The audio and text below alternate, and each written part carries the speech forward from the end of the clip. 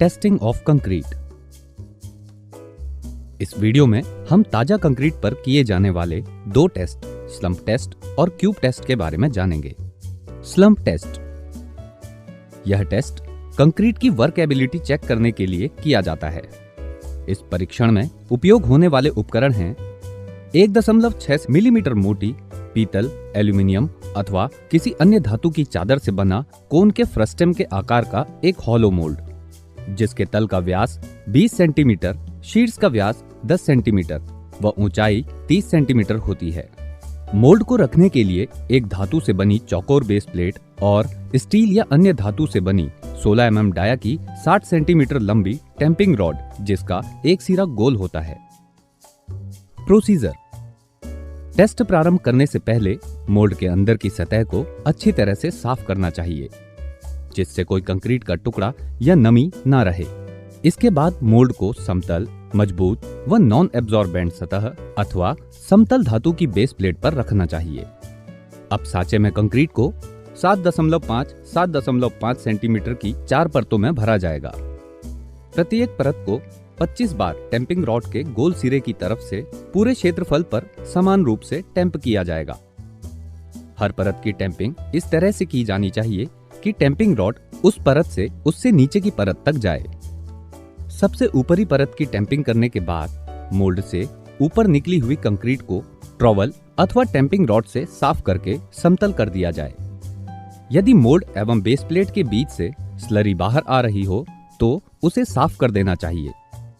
Mould को concrete से भरने के तुरंत बाद उसे धीरे धीरे एवं सावधानी पूर्वक ऊपर की दिशा में उठाया जाएगा। मोल्ड उठाते ही कंक्रीट अपने आप धीरे धीरे नीचे बैठेगी।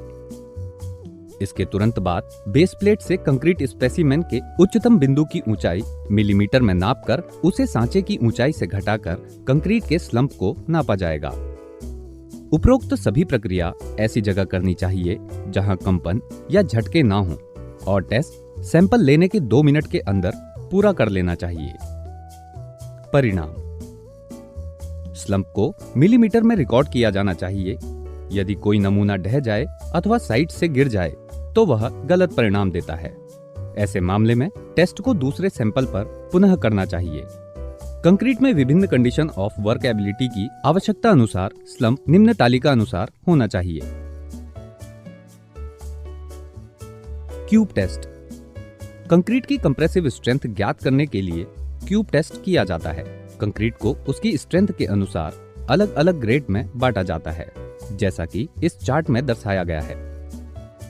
इस परीक्षण को करने के लिए आवश्यक उपकरण हैं: धातु की वर्गाकार प्लेटों को जोड़कर बना हुआ बॉक्स के आकार का 150 बाय 150 बाय 150 mm माप का क्यूब मोल्ड, जिसमें से परीक्षण के दौरान पानी लीक ना हो। करनी यानी trowel.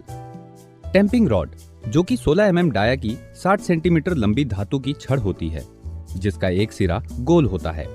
Compressive strength test machine, जिसकी क्षमता 100 टन अथवा 1000 किलो न्यूटन हो। कंक्रीट का नमूना लेना।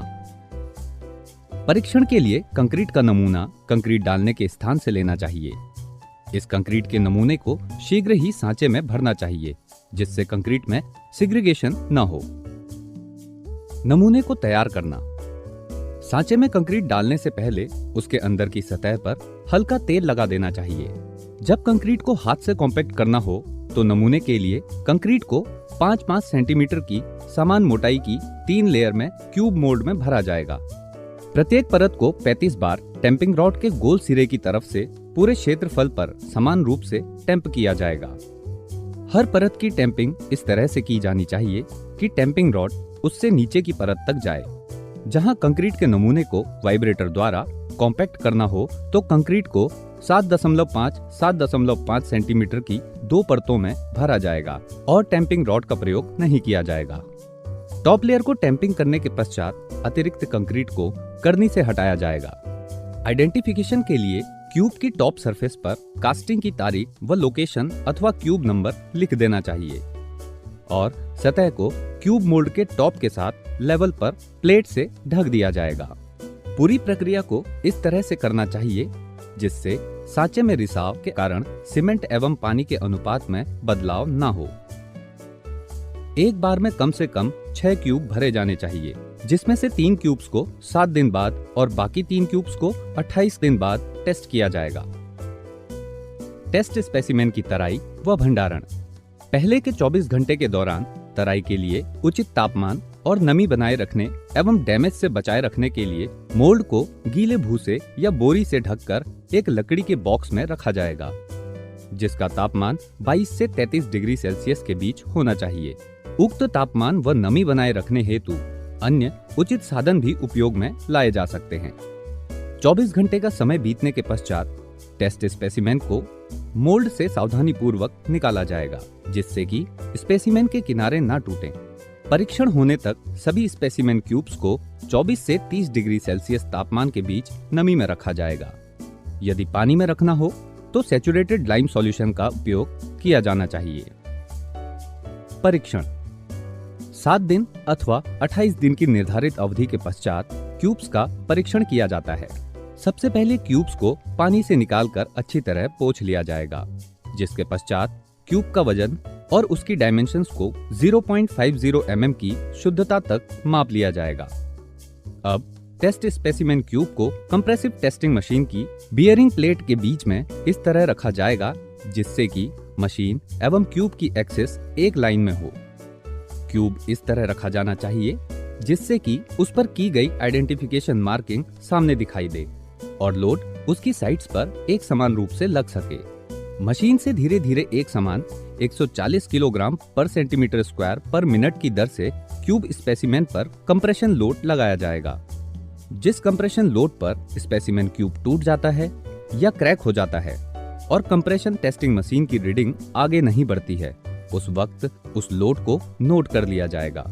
लोड को क्यूब की पहले ली गई डायमेंशन के अनुसार एरिया से भाग देकर कंप्रेसिव स्ट्रेंथ की गणना किलोग्राम पर सेंटीमीटर स्क्वायर अथवा न्यूटन पर mm स्क्वायर में नोट कर ली जाएगी। क्यूब के फेलियर के प्रकार एवं अपीयरेंस को नोट करना चाहिए। एक बार में कम से कम 3 क्यूब टेस्ट किए जाने चाहिए। तीनों क्यूब की स्ट्रेंथ के आधार पर एवरेज कंप्रेसिव स्ट्रेंथ की गणना की जाती है।